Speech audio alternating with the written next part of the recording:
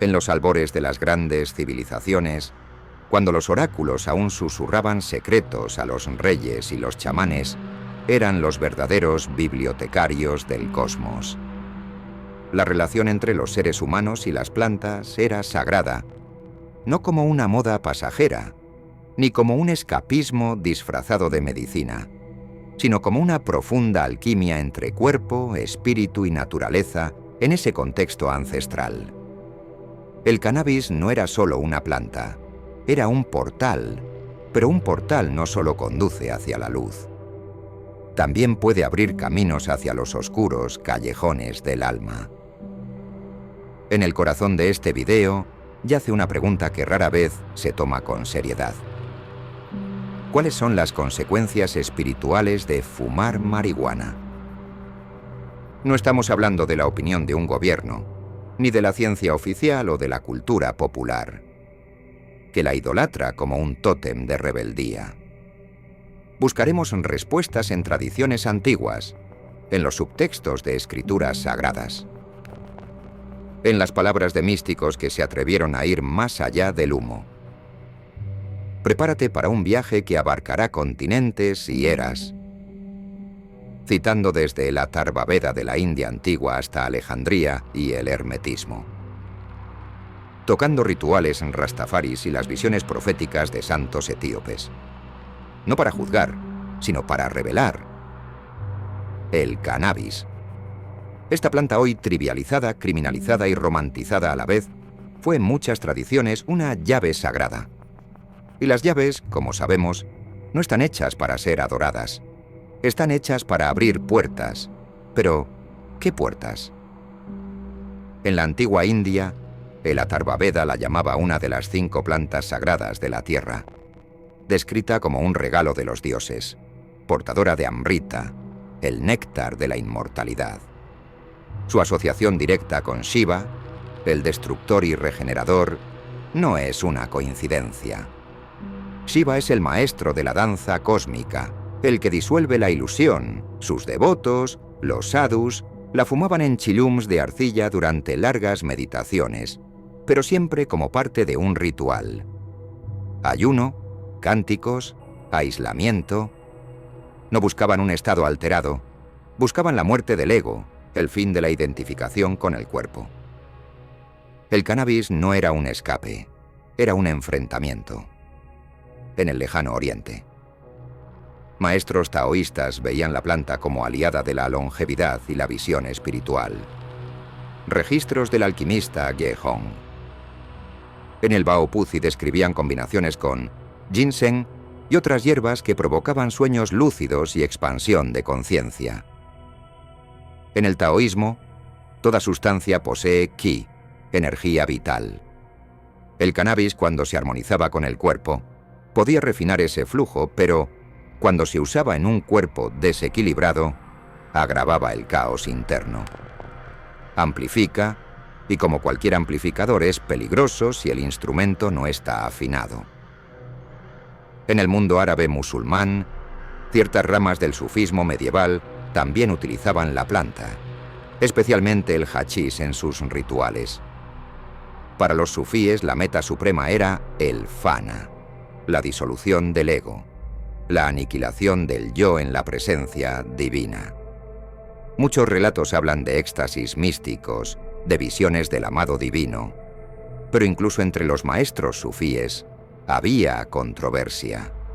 El gran poeta y místico Rumi advertía: ¿por qué buscar a Dios en la embriaguez si ya danza sobrio dentro de ti? La planta se usaba con moderación y reverencia. Cuando dejaba de ser un puente y se convertía en una muleta, era abandonada. Entre los místicos judíos de la Cábala, no existe una mención directa del cannabis, quizá por contexto cultural, quizá por prudencia, pero resuena una sabiduría recurrente. El Zohar advierte que quienes fuerzan las puertas de la luz sin preparación serán devorados por su propia ignorancia. En términos modernos, sin preparación espiritual, cualquier sustancia sagrada se convierte en una trampa del ego.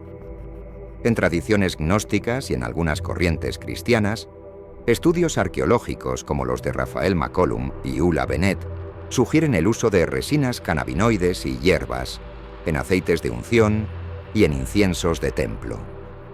Algunos investigadores sostienen que el Cané Boesme, mencionado en el Antiguo Testamento, era en realidad cannabis. Pero nuevamente, no era recreativo. Era ritual, era liturgia.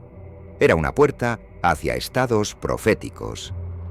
Usada sin sacralidad, la planta era considerada profana.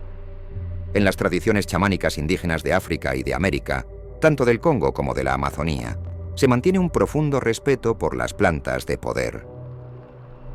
El cannabis, cuando está presente, se trata con la misma reverencia que la ayahuasca, el tabaco mapacho o el peyote. No es la planta la que sana, es el espíritu de la planta, y ese espíritu no se manifiesta sin respeto. En el candomblé, la umbanda y las religiones afroamericanas sincréticas, aunque el cannabis no sea un elemento central, el concepto de Axé, energía espiritual vital e impersonal, también aplica.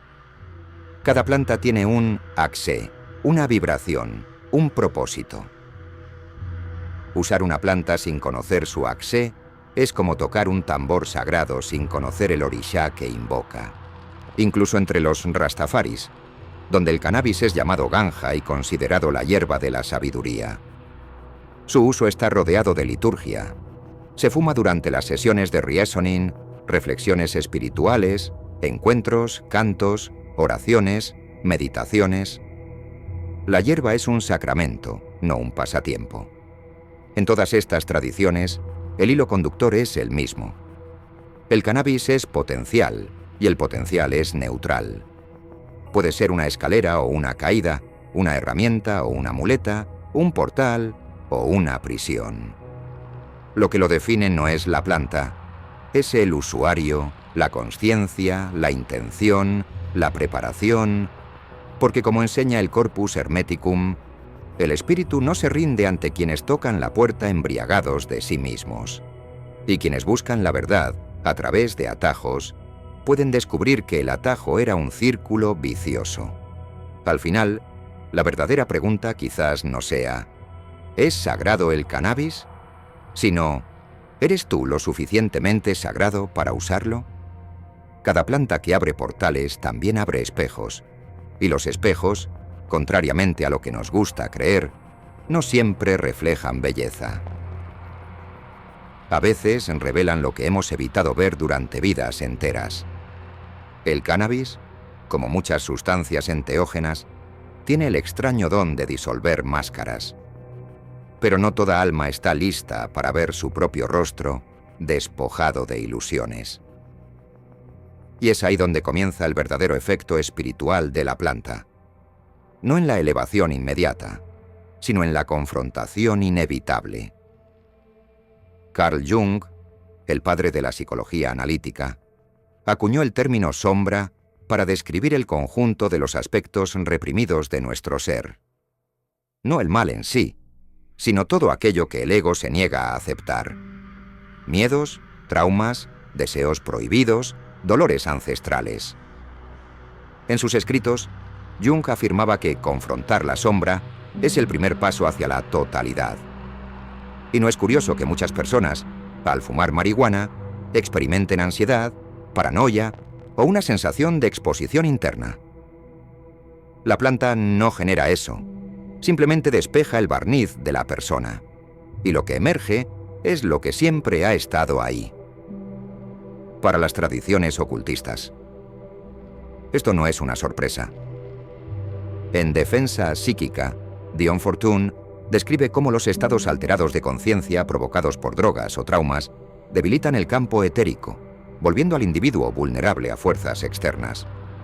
Ella advierte, cuando la conciencia flaquea, entidades de regiones inferiores pueden acercarse, alimentándose de las brechas emocionales expuestas. Esto no es superstición. Es psicodinámica sutil. Cuando la mente consciente retrocede, ya sea por el sueño, la meditación o el cannabis, el inconsciente toma el control. Y si ese inconsciente está lleno de heridas no sanadas, ellas hablarán.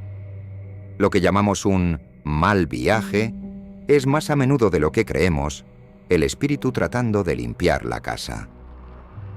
La tradición del Raja Yoga, especialmente en los Yoga Sutras de Patanjali, reconoce esto claramente. Él menciona que los poderes paranormales, siddhis, pueden surgir espontáneamente a través del uso de hierbas, pero advierte que estos poderes son ilusorios si no van acompañados de discernimiento y ética. Más aún, él dice que los siddhis pueden convertirse en obstáculos para el samadhi, la verdadera iluminación, porque alimentan al ego espiritual, una trampa aún más difícil de detectar que el ego ordinario. Osho, en sus charlas sobre drogas y espiritualidad, decía: las sustancias abren puertas que solo el silencio debería abrir.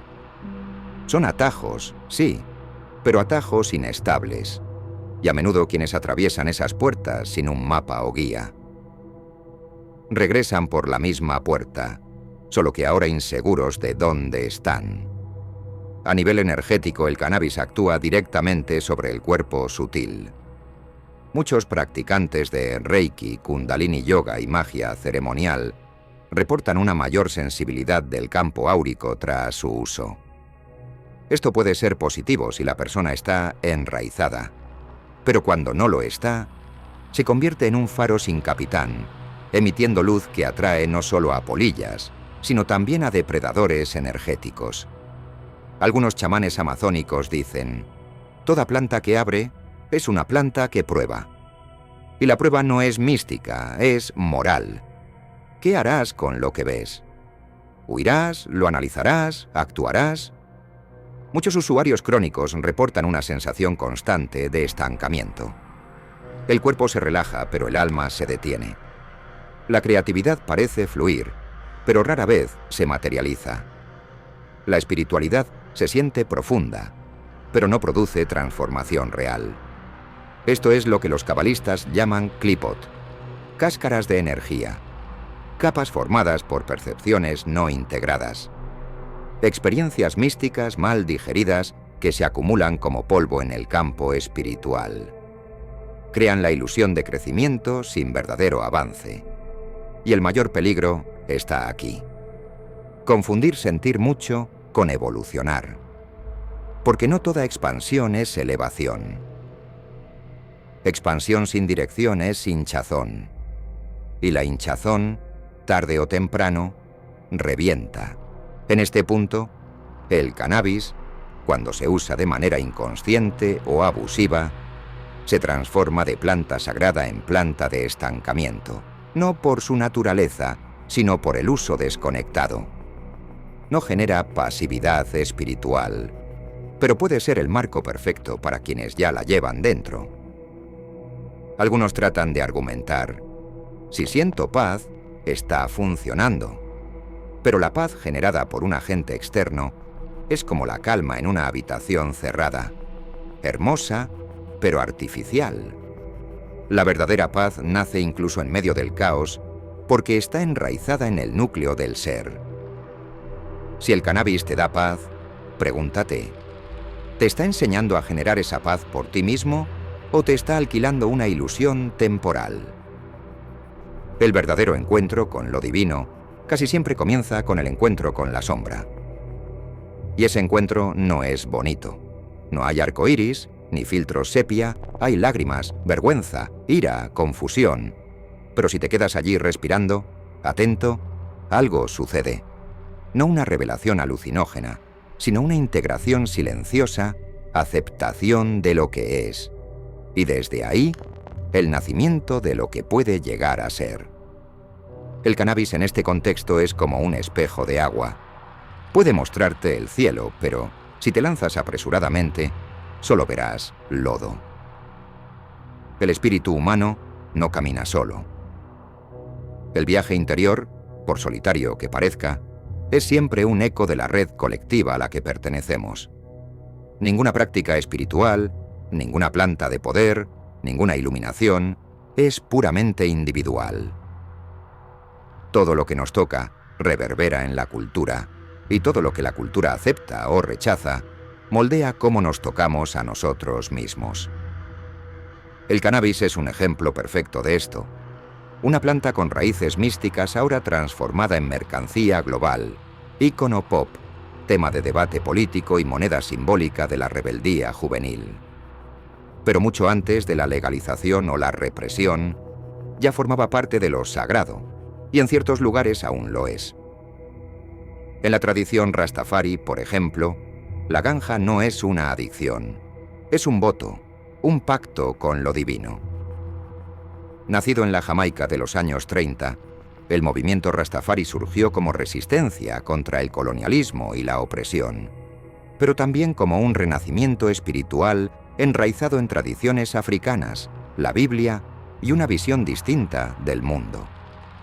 Para los rastas, la hierba es la sanación de las naciones, como se dice en el libro del Apocalipsis. Fumarla es un sacramento, una forma de acercarse allá, el nombre que dan al Dios vivo y presente. No hay banalidad en el acto, hay reverencia. Las sesiones de reasoning, donde se fuma colectivamente mientras se reflexiona filosóficamente, son prácticas litúrgicas. Silencio, escucha, palabras y humo caminan juntos allí. El colectivo es la catedral y la planta, el incienso del espíritu. Pero no son solo los rastas. En el continente africano, especialmente dentro de las tradiciones bantúes, existen registros del uso ritual del cannabis en celebraciones, funerales y ritos de paso. No se utilizaba para olvidar el dolor, sino para atravesarlo. Era presencia, no escape. Era una invocación a los ancestros, no alienación. En América precolombina, aunque el cannabis no era originario, el uso de plantas psicoactivas en rituales colectivos estaba muy extendido. El concepto sigue siendo el mismo. Sustancias que abren portales, sí, pero solo cuando están sostenidas por cosmologías, mitos, rituales, sacerdotes, por una estructura simbólica colectiva.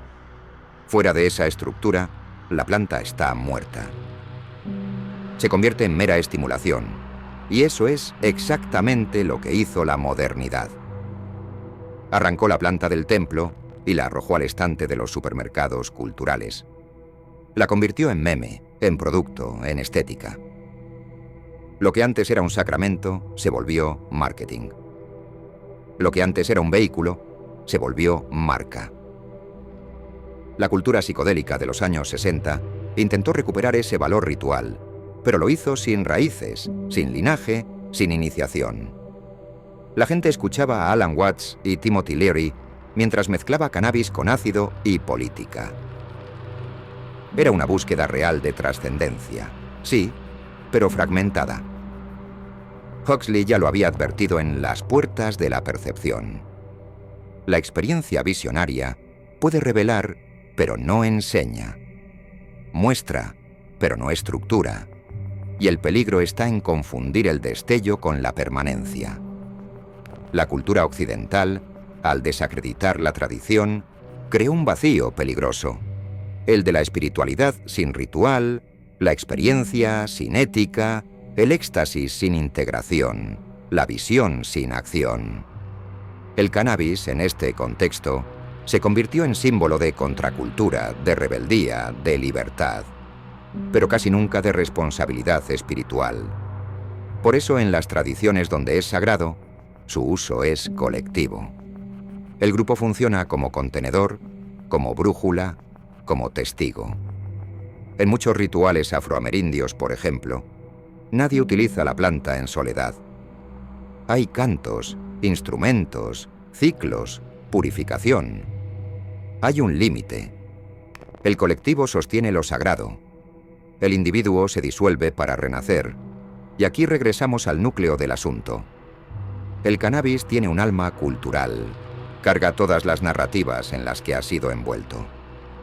Cuando se usa en el templo, actúa como sacramento.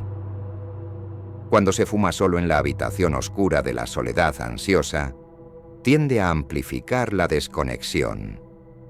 Es tan maleable como el agua, pero adopta la forma del recipiente en el que se coloca. Y el recipiente de la cultura moderna es superficial, apresurado, cínico. La hierba que una vez invocó a los dioses, ahora es tema de series de Netflix. El cáñamo del conocimiento se ha vuelto un folleto publicitario, una broma de stand-up, una rebeldía de diseño. Pero existe resistencia en comunidades indígenas que rechazan el extractivismo espiritual de la cultura blanca. En jóvenes buscadores que están recuperando el ayuno ritual y el canto. En maestros silenciosos que, incluso en medio del ruido urbano, enseñan cómo fumar en oración. La planta sigue siendo la misma. Lo que cambia es el contexto. Lo que cambia es la intención. Lo que cambia es el campo simbólico que sostiene la experiencia. Y quizá en el fondo, esa sea su mayor lección. La espiritualidad no es una sensación individual, sino una frecuencia colectiva. No es lo que sientes, sino lo que generas. No es lo que ves bajo el efecto de la planta, sino en lo que te conviertes después de que desaparece. Como dice un antiguo proverbio africano, si quieres ir rápido, ve solo. Pero si quieres llegar lejos, ve en círculo. Trae el tambor, trae el fuego, trae la planta. La verdadera espiritualidad no se mide por los estados alterados que experimentas, sino por los estados elevados que sostienes. El camino no se revela por las luces que ves, sino por lo que haces con la sombra que esas luces proyectan. Entre la luz y la niebla hay una línea delgada y su nombre es discernimiento. El cannabis, como todas las plantas de poder, no carga promesas, carga posibilidades. Posibilidades que pueden iluminar o confundir, inspirar o adormecer. Y es aquí donde el buscador espiritual llega a una encrucijada. ¿Busca expandir la conciencia o huir de ella? Osho, tan malinterpretado como hedonista, dijo algo profundamente sutil. Cualquier cosa puede convertirse en meditación si estás presente. Y cualquier cosa puede convertirse en droga si estás ausente. El problema no es la planta, es la conciencia que la acompaña. Y cuando la presencia está ausente, el camino se convierte en un carrusel. Por eso los antiguos siempre acompañaban las plantas sagradas con rituales, ayuno, cantos, silencio, preparación, guía. No por superstición, sino por higiene energética. Ellos sabían lo que nosotros hemos olvidado. Un portal no es un lugar para hacer turismo, es un lugar de paso. Y no toda alma está preparada para lo que se encuentra al otro lado. El discernimiento, llamado crino en la filosofía griega, vive en el antara. Es la hoja invisible que separa lo real de lo que es solo sensación. Es el ojo del medio. El tercer ojo, no como poder, sino como brújula. Y en el uso espiritual del cannabis, sin esa brújula, lo que parece iluminación podría ser solo hipersensibilidad. Lo que parece visión podría ser un eco mental. Lo que parece intuición podría ser un deseo disfrazado. Existe una clase de intoxicación que se siente como claridad. Viene acompañada de brillantes insights, sinestesia, sincronicidades, pero si esas percepciones no cambian tu relación con los demás, con el mundo, con tu propia sombra, entonces solo son fuegos artificiales espirituales. Hermosos, pero sin rumbo. El verdadero camino es más árido. Exige constancia. Exige presencia sin espectáculo. Exige silencio sin ruido interior. Y por eso el cannabis, usado fuera de un camino estructurado, puede crear una adicción mucho más sutil que la química. La adicción a la sensación de espiritualidad. Sin la práctica de la espiritualidad, es fácil parecer profundo bajo el efecto de la planta. Más difícil es ser profundo en el tráfico, en la fila del banco, en un conflicto con quien te hiere. La iluminación no se mide por lo que ves, con los ojos cerrados. Se mide por lo que haces con los ojos abiertos, con los pies sucios de tierra. Y cuando no hay discernimiento, lo que el cannabis genera es un espejo empañado donde el ego se ve a sí mismo como iluminado, cuando en realidad solo se ha dormido en el regazo de las sensaciones.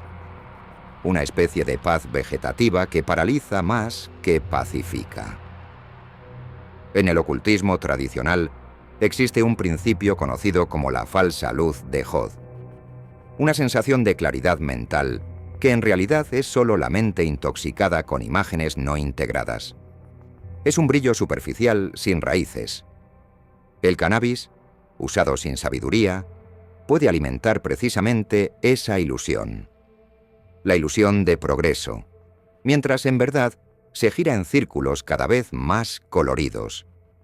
Por eso la planta solo debería utilizarse espiritualmente cuando el terreno interior esté limpio, cuando haya una intención clara, cuando haya un verdadero silencio antes de la bocanada y un silencio aún más profundo después, cuando haya guía, tradición, método, humildad y sobre todo, cuando uno esté listo para la respuesta que la planta dará. Porque como dijo el maestro Sufí Hafez, Dios es como un espejo que no se ríe de tus muecas, simplemente te las muestra con claridad. ¿Es el cannabis una planta con potencial espiritual? Sí. Pero todo potencial exige contexto, disciplina, intención y comprensión. Cuando se le despoja de su función ritual y se convierte en un producto cultural, corre el riesgo de convertirse en una nueva forma de distracción. La verdadera búsqueda espiritual es un arte sutil. No se trata de escapar, se trata de quedarse. No se trata de ver luces, se trata de convertirse en luz. ¿Qué estás buscando cuando enciendes ese porro? ¿Paz? ¿Espacio? ¿Silencio? Si no puedes encontrar esas cosas dentro de ti, quizá la planta solo te esté prestando un espejo. Y los espejos solo muestran el reflejo. Si este video movió algo en ti, compártelo con alguien que también esté buscando algo más que humo. Alguien que busque claridad, verdad y profundidad. Si te ha gustado este contenido, no olvides suscribirte al canal y dejar tu like para seguir explorando juntos estos temas.